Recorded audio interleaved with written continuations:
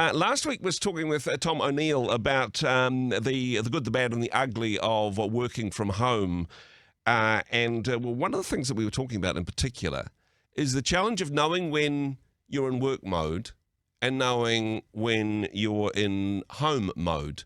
One of the ways which Tom does this, he knows that if he's wearing his board shorts, he's in home mode, and if he's wearing a suit jacket, he's in work mode. That's right, isn't it, Tom? Yeah, it's pretty much it. Yeah. Dress for success and all of that type of stuff. But, I mean, it brings up a serious issue, and this is perhaps particularly pertinent as we are in school holidays. Because there's one thing working from home when the kids are at school, and there's another thing working from home when it's school holidays. That's an altogether different thing. But just making sure that I suppose there is a divide between now I'm in work mode and now I'm present with my family, and just making sure that we get that balance right. Not always easy, Tom. Oh, no, look, absolutely.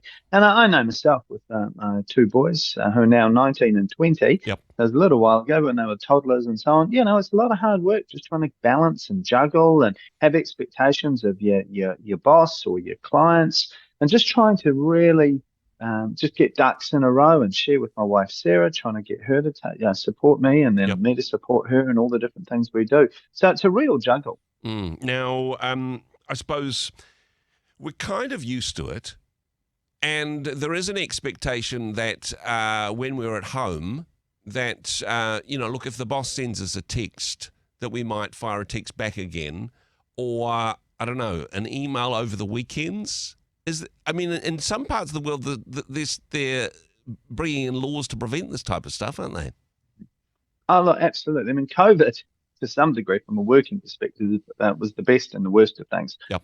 The best in the context that actually HR realised a lot of us can work from home. We're not going to steal the furniture or run off and go to the pub at 2:00 on a Tuesday. Yep. We're actually going to do our job. It's wonderful. Yep. The problem with it is it now really brought down the distinction between work and home, not just for the bosses, but also for the team members. Yep. And so it set up this new sort of weird fuzzy line we still haven't come out of, where people kind of think, well, I'm at home, but it's kind of still work. And as you say, in Europe and recently Australia, they've set up laws that allow employees to not to have to respond to bosses during or outside of work hours, or their standard job description. Yep. Does it make a difference if, I suppose it depends on the industry specifically, and there'll be terms and conditions. And if you've got a contract which specifically says we provide you with an on-call phone, you are able to use it for personal reasons, but the reason we give you the phone is so that we can phone you if things go badly. That's the cost benefit, I suppose.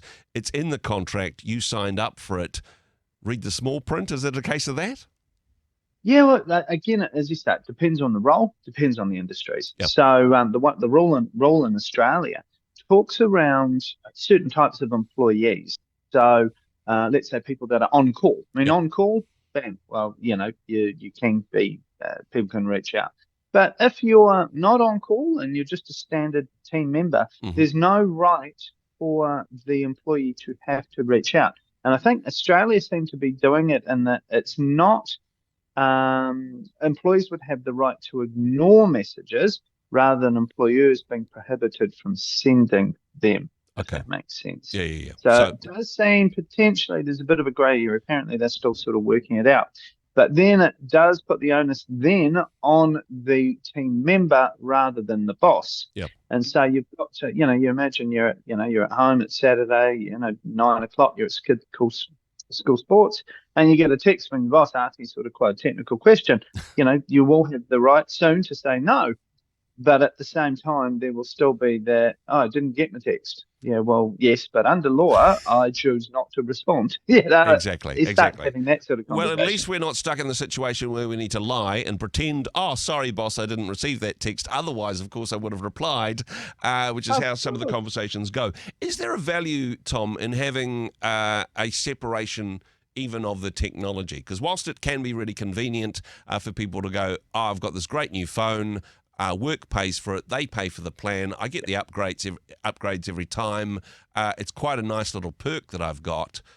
But actually, there's a cost benefit for that. Is it actually better to go, this is my work phone, which I keep on during work hours and I turn off in the weekend, and this is the phone that I communicate with friends and family with? Two different phones, two different SIMs, two different numbers. Look, absolutely. And this is the tricky thing. This is the frustration where, like you suddenly now have to carry around two phones and all this sort of stuff. Yeah. But it's about being honest and having that open communication with your boss and say, look, I won't be available on weekends, Yep. and this is my work phone. I'll be using it for work, all that sort of stuff, and just turning it off. Turning it off on the weekends. One thing I do is at 5 o'clock on Friday, I literally forget about work. If that makes sense. Wow. Psychologically, I can move into a space where I can separate that, and that's been really beneficial for me with raising two boys and being married to Sarah. Yep. Where, generally speaking, on the weekend, you can flick a switch and be allowed to just now move into a dedicated family space. Now, That's not for everyone. No. But I know for me, obviously owning a business, it makes it a lot easier. Yeah, certainly. And I suppose we can opt in and out of that. There may be, you can imagine a scenario where perhaps you've got a big presentation to do on Monday, you're wanting to spend some time working on that over the weekend, but you're opting in. You're choosing to do that. That's not your boss just contacting you 24/7, because suddenly your hourly rate doesn't seem so good if you are literally on call and that's not written in your contract, right? Yeah, well, normally on call there would be a rate you would receive. Yeah. So it's a nominal rate, just basically saying, look, if we need you, you will then be available, and that's pretty standard. Mm-hmm. But again, if you're paid till for your 40 hours, and now suddenly you're at 50 hours, and your boss is phoning you on Saturday, and and so on. This is the stuff that really needs to be cut out. Yeah. It's just frustrating. We managed to survive as a species, working Monday to Friday, 9 till 5, Yeah. up until the internet. So Mm-hmm. surely we can, carry on. It's not like our bus drove over to our house on a Saturday at 2 o'clock and said, "Oh, hey Tom, I need all the stuff on the project." Yeah. We managed to survive historically. So to some extent, it's about people getting their acts into gear and pre-planning things, so they're not reactive. They're not going, "Oh, I don't have this." Yeah. Think about that on the Thursday. Yeah. So that way on Friday you deal with it, and that way Monday you can get into it, rather than be not efficient or slack, and suddenly you're just getting you're trying to pull in resources when resources are trying to be watching their kids play football. Exactly. Hey, a couple of specific questions as we wrap this up, because as I mentioned in the beginning, school holidays at the moment, and some people would have said, you know what, I want to be present with my family. I'm going to take a week off, first week of the school holidays, I'm going to be with my family, or we're going to go on holiday together. In that case, switch the phone off, leave the phone behind while you go on holiday. What would you recommend? I'd be turning the phone off, or etc. Just because the temptation to check emails is tremendous. I'm going away next week and going on a little bit of a holiday, which would be nice. But being the director of the business, I'll be checking my emails and checking with my team and all that sort of stuff. So it's a holiday, but it's not a holiday, if that makes sense. Now, but that's me. I own the business, so that's how it is. That's how it rolls. However, for my team member, team members, one of my team members, Kate, she went on overseas, and I'm sure, like to think I was very respectful during the 2 months she was away, where I just didn't reach out and didn't want to hassle her, and I just had to work harder and manage things better and make things more efficient and bring in new team members and all that sort of stuff. Yeah. That's on me. That's not on Kate. Well, she's in Europe, or snowboarding in Canada. That's on me to sort out. Exactly. And you don't want to be the sort of boss that says, oh, yeah, no, certainly you can have a good holiday. Before you go on holiday, could you do all the work that you would have done if you were working here for a 40-hour week, and just get all of that covered so that we don't have to replace you while you're away, because that's no longer a holiday, right? Yeah, well, this is the thing. I mean, I know a person I do some work with, and they work for a big corporate, and they went to Australia with their kids. Hmm. I said, have a nice holiday and da da da. Anyway, I flicked them an email and, for them to follow up the following Monday. And they responded like Thursday at like 7 o'clock at night. I'm like, Yeah, wow. oh, no. Exactly. One final thing on this one, because as I said at the beginning, there's terms and conditions. If you're supplied with a phone by your boss, of course, they've got your number and all that sort of thing. But what if it's not a work phone? What if it's a phone that you've bought yourself with your own money? It's your own SIM card. The work's not picking up the tab for even the work-related calls. Do you know if you're under any obligation to provide your mobile phone number to your employer in the first place? Is this a privacy issue, or we've just got into bad practice of, look, of course you can have my number in case you need to contact me?